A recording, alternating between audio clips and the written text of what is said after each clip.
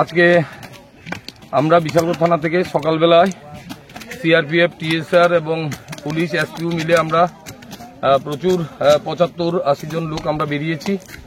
আমাদের কাছে খবর ছিল যে বংশীবাড়ি এরিয়াতে প্রচুর গাঁজা কাল্টিভেশন আছে। সেই মোতাবেক আমরা সকাল থেকে বেরিয়েছি। আপনারা দেখতে পাচ্ছেন আমাদের ডিস্ট্রাকশন চলছে। এখানে যে এরিয়াগুলোতে বংশীবাড়ি এলাকাতে যে ডিস্ট্রাকশন চলছে, এরিয়াটা পুরোটা forest land, RF land reserve ফরেস্টের। প্রচুর গাঁজা গাছ এখানে টিলা লঙ্গা মিলে এখন পর্যন্ত সকাল থেকে আমরা প্রায় ৪২টা মতো গাঁজা প্লট আমরা ডিস্ট্রাকশন করেছি। এখন পর্যন্ত আমরা প্রায় ৯০,০০০ গাঁজা গাছ এখন পর্যন্ত আমরা ডিস্ট্রয় করতে পেরেছি।